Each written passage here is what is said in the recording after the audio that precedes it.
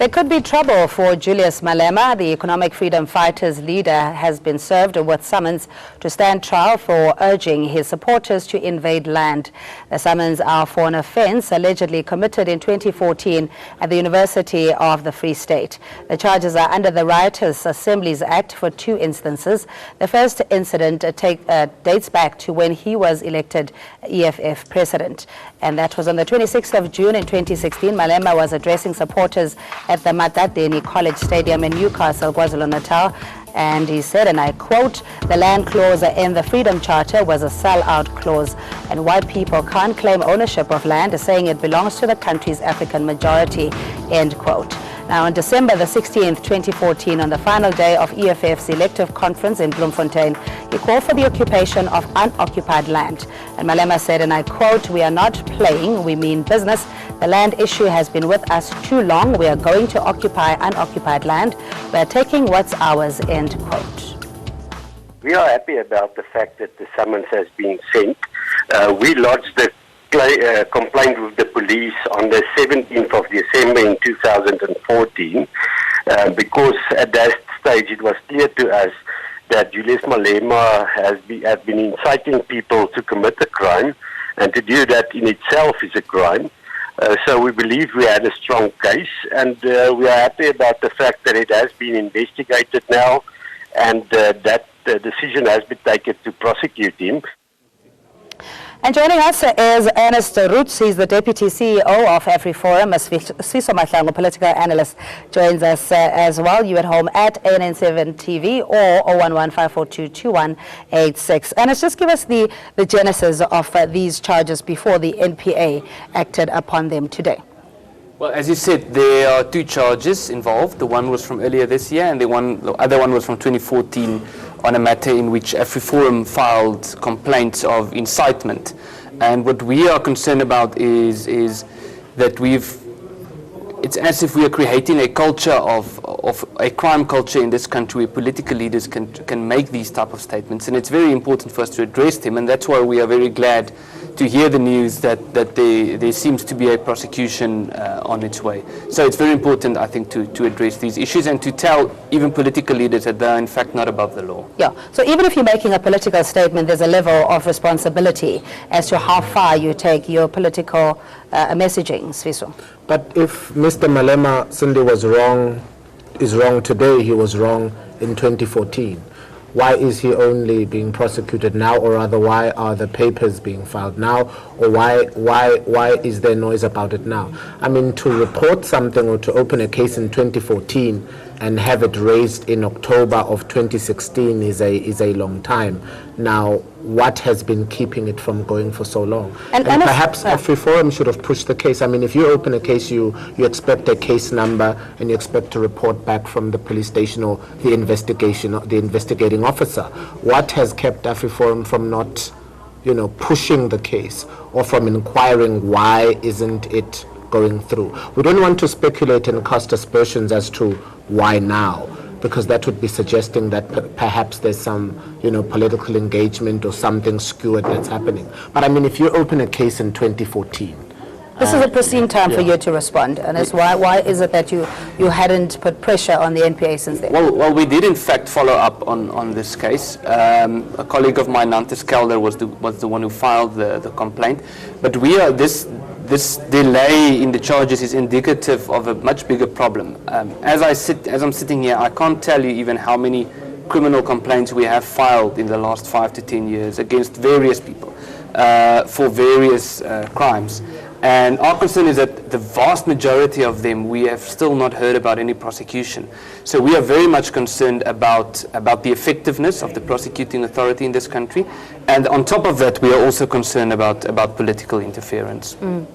And this is what Julius is saying, that he's a victim of political vendetta, that this is a clear case of a state that is under pressure or that is desperate. Do you think that he is a victim here, or is he rather guilty of incitement? Well, he can say that and perhaps make those speculations, but it doesn't make the argument or the statement of go out and take land fair. It doesn't make it democratic, and it doesn't make it legal. So now that AfriForum is pushing it, or that the case is revealed one cannot say that this is political, because in no country, and particularly in South Africa, can anyone say just possess the land. There are offices to do that. There is an order of protocol. If all of us went out and got the land we want, we would have an absolute banana republic. Yeah. We cannot have that. So he can say that perhaps in his defense, and that is true. But there has to be procedure. People cannot just go out and take land that they want. Nowhere can you do that and say, now this is my land, and it was given to my forefathers and I want to build a house here. We don't run a country that way. Why are you of the view that he deliberately, and he was aware that this was a crime being committed in inciting for the occupation of land illegally? Are you asking of AfriForum? You were quoted as saying that Mr. Malema at the time had Yes. even proposed or offered to pay legal fees. So are you of the view that he knew that he was committing a crime? Yeah, we do believe that. Why? And well, if you look at the statement that Malema said, it was in our view clearly a case of incitement, of encouraging people to do something which he, as a political leader, should well know that it is a crime. To go out and simply take something that you believe should be yours is a crime in this country. And for him, as in the position that he was in at that time and currently is, to simply encourage people to do that would be incitement to commit a crime. And incitement to commit a crime is a crime in itself. Yeah, but now that your original charge was more on the Prevention of Illegal Eviction and the Unlawful Occupation of Land Act, but now there's another charge, that of the Riotous Assembly Act and also the Trespass Act of 1956, which was amended in 1983. The EFF saying that this is an archaic law, it's an apartheid-era law, and therefore it's just another tactic from a desperate state, as they say. Well, I often say to members of the EFF, those in the executive who I have perhaps I'm on speaking terms with, and I often say to them, it is an opportunity for them to come to the media and also to come to NN7 or to speak to the station and be very vocal and not to run this agentry talk every time. Let them speak to NN7 Press, and it would be a good opportunity because we'd have them on the panel and open the conversation and say there is no apartheid law. At the time, Mr. Malema was looking for a lot of support. He was looking for a lot of grouping. He was looking to mobilize society, particularly those who need homes, those who need houses, those who need land and jobs. And to say to them, we're going to go out and take it, was a very good campaign strategy. When politicians are on the campaign trail, they often say things, and many of them are legal and many of them are wrong. And it is illegal to even suggest that people can go out and just take land. That cannot be right. Yeah. I mean, we're not shying away from the bigger scheme of things and the status quo in this country. We're the most unequal in the world, and the fact that there needs to be redress and repatriation of land, etc. But the issue is in that if politicians create the sense of a call for anarchy and lawlessness, that doesn't take the country forward. And there are laws, even if there's a disagreement that it's a apartheid-era law, there was an opportunity in Parliament to repeal these laws and make them more relevant in cases where you encourage members to take land or whatever it is that you're arguing against. Would you agree? Yeah, well, let me say something about the statement by Malema, and then if you want I can say something about the redistribution. But it's the irony is, if you look at what Malema said, it's very similar to a statement that was made in, I think, 1992 by Eugene Terblanche of the AWB, where he said he was criticizing the national elections, and he was saying that if black people were to go to the Voortrekker monument, then we would remove them by force and so forth. And it's very much along the same line. So if we want to condemn that statement as it should be condemned, we must also condemn what Julius Malema is saying. I don't think you can try to argue that the one is justifiable and the other one is not. I think on the issue of land, it obviously is a big topic and there must be more dialogue and more discussion about that. But our view, just briefly, is we need to differentiate between redistribution and restitution. Restitution means where land has been taken or where a particular mistake was made or something was done wrong, that should be corrected. Simply saying redistribution, in other words, if you are white, we're going to take it and we give it to someone who's black because he's black or she is black, that in our view is grossly discriminatory. Yeah, and unconstitutional. But in that, Malema argues that he's not fearful. Of course, we know he's very vocal, and that this is a tactic to silence the alternative voice, those that are seen to be in the opposition, and that again, it's the political vendetta and victimization that is at play here. That would be a statement from him, and I think that would be predictable, because if he was charged with anything, he would say, you know, Zuma's people are doing it. That would put a state of anarchy on the country, and we shouldn't perhaps violate laws and then take the abstract of politics as a covering. That was wrong and unconstitutional.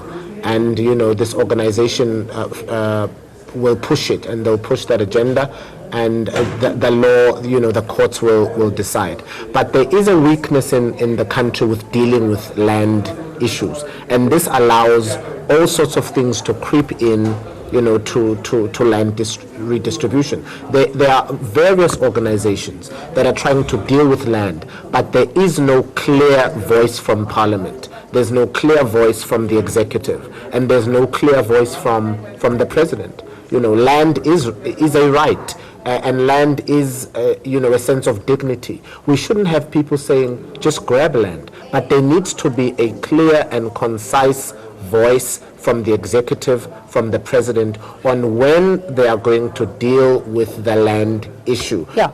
In the same way that they promised to deal with fees. This is the anarchy that we see today at the universities, because they never addressed it in time. Yeah. And perhaps right now is the time to address the land issue. I just want to test the theory that they're being suppressed, if you will, because they're the alternative voice and seen as the opponents. And if AfriForum is a lobby organization, an activist, or rather activism group, whether you see the EFFs calling for land in this case, is it the party's ideologies that you oppose, or is it this matter in particular?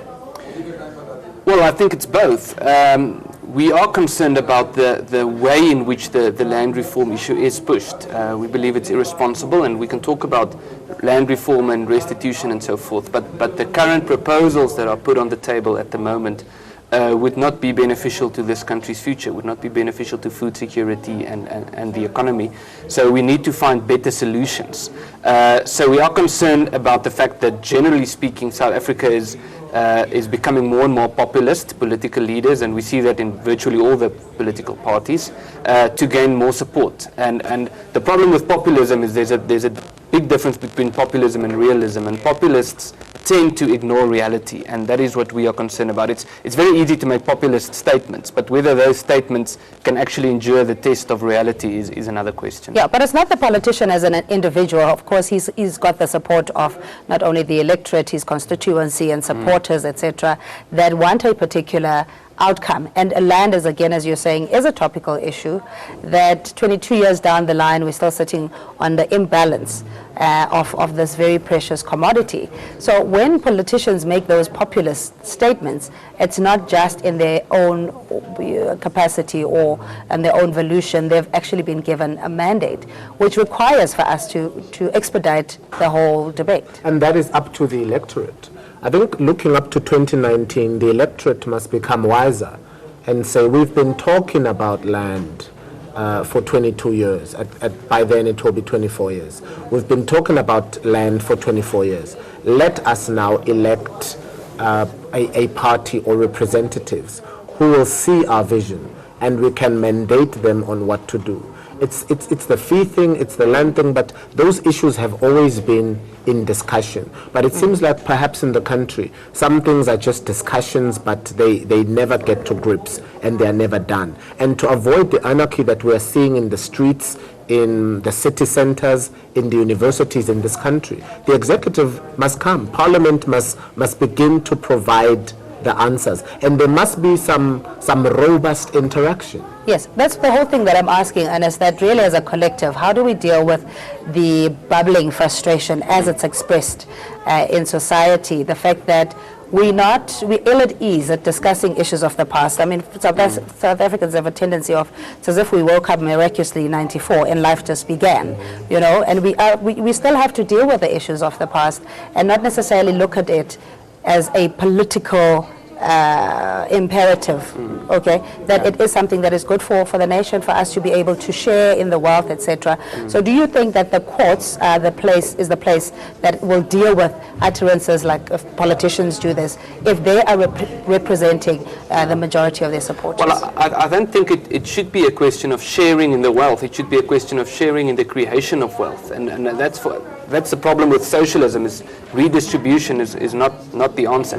And I think the problem is that, as I said, we can talk about reform and so forth, but the reality is that there's no quick fix solution. There's nothing that we can do today that will have the problem solved sustainably by next year or even in 5 years' time. And we've heard from within the EFF, for example, statements such as, if you work on a farm, then you can easily become a commercial farmer because it's the farm workers who do all the work in any case. But agricultural farming and running an agricultural farm has become a very complex science with remotely controlled grain silos and with complex irrigation systems and so forth. So the point that I'm making is to simply say we're going to make you a commercial farmer, we're going to take land from someone and give it to you because you're black and now you're a commercial farmer. It's not that simple. We need to invest in training, and that is a long-term plan. There's no short-term solution for this problem. But if we're going to discuss that, I'm going to disagree with my colleague on some facts. If we're going to be fair, we've got to address the issue of white monopoly capital. And we cannot discuss a South Africa that is at harmony with each other. We cannot discuss democracy unless we address the issues of white monopoly capital, unless we discuss the issues of land. And it's very easy for us as academics, as leaders, to sit and say, well, let's just move on. When some of us were gifted or grew up liberal, when I was born with a silver spoon in my mouth, or the opposite. We must have that conversation. Yeah. And land must be given. We must create a model to give land to those who don't have, to those who need it. And unless that narrative is addressed, we are going to continue to have these challenges in society. Yes, and I just want to say about the effectiveness of the process, and of course the law needs to be upheld supremely, so that are we going to use the courts in dealing again with the issues of the aspirations of those that are landless and the majority black, to avoid that politicians can then incite and instigate that kind of frustration or aspirations, as I said, to create anarchy. So is this the right process? Are we going to go back and forth, oscillate between the two to deal with issues of national importance? Well, our view is that using the courts is usually not the best way to deal with these issues, and that courts, the legal processes should only be used as a last resort. Our concern is, however, that with organizations such as the EFF and with Julius Malema in particular, we have found repeatedly that there's no room for dialogue, that this organization in particular is simply not interested in discussing their views, not interested in engaging in dialogue. And so when you're dealing with an organization and with a person such as Julius Malema, who are not interested in discussing their views or engaging in constructive dialogues or finding mutual beneficial solutions, but at the same time making these statements, incitement of violence and so forth, there's really no other option left. We can either ignore the statement or we can go to court. The better scenario would be to have a proper discussion about this issue, which would prevent us from having the sentiment that going to court is the only option left. But there has to be evidence in that his words or utterances had actually led to violent action and lawlessness and illegal occupation of land to make the charges stick, correct? Well, in the first place, if we're going to look at it that way, then we need to have the EFF ready to defend itself. We can cast aspersions all we like and perhaps make suggestions, but it's also fair that we give them an opportunity to respond, or an opportunity. Let's rather, if we can't get them on hand, let's look at their manifesto. Let's look at what they believe in. I don't know if they have not been available to talk to AfriForum, but let's look at what they represent also to this country, because it has not been addressed. We've continually studied the manifestos and read the speeches and contacted the DA office to say, speak to us as writers, speak to us as people of the media, speak to us as analysts on how a DA-run country, on how DA-run municipalities are going to focus on the land issue. And we have not received conclusive proof, we've not received conclusive answers on how the land issue is going to be addressed. And so we cannot have a country where the electorate elects, but we still overlook issues that are burning issues in this country. At some stage, even the electorate has got to say, we want to elect people who represent us, and we want to give them the mandate to do that. But we cannot just believe in a developing society and think that we are all equal, because we have gross inequalities, and we cannot come to studios and make media briefings like we don't I'm sure have that that's challenge. something that the courts might have to look into as well in the general scheme of things. But the thing is, as AfriForum, obviously you'd be concerned whether these charges would stick or not, that there has to be a particular outcome to deter anybody else making similar statements. So do you think that this is a strong enough case, and would it stick? I think the case is strong enough to prove the crime of incitement. You don't need to prove that the incitement has actually led to a crime. You can be found guilty of incitement to murder without any murder ever having taken place. So we do believe that the charges is strong enough. But as I said, we don't believe that this is the best solution. It's the only solution that's available to us. The best solution would be to have proper dialogue and discussion. And there's a lot of research that's been done on things such as hate speech and so forth. And the conclusion is always that the best solution would be from someone within that organization or someone within that constituency to make a stand and to say, listen, what we are doing is not proper leadership. We need to look at what we're doing. That's always the best solution, but we don't have that at the moment. So the alternative would be to go to court. Yeah, but if they don't stick, of course, it then fuels the argument or the narrative that it is a political vendetta, as Fiso, especially if the outcome is in favor of the EFF. Well, AfriForum can really hope that the charges stick, but the courts will decide. And of course, the EFF is going to represent Mr. Malema very, very highly.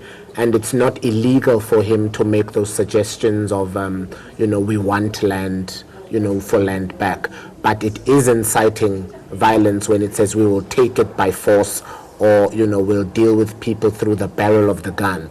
That is where he has crossed the line. And the courts will really have to decide on that.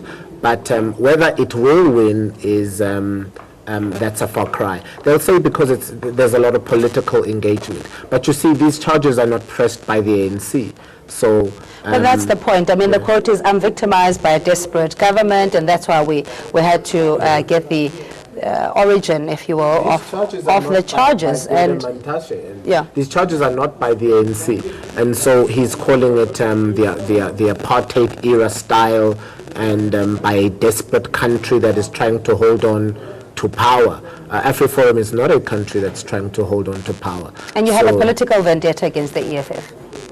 No, I wouldn't say that we do have a political vendetta against the EFF. We do have serious differences with the EFF. There's a lot of things that the EFF are trying to push politically that we disagree with. But calling it a political agenda, I wouldn't, or a political vendetta, I wouldn't describe as accurate. The AfriForum was not, maybe he can respond, but it wasn't stationed to be a political party or a political organization to even sit in parliament. So I don't know if it can be a political vendetta.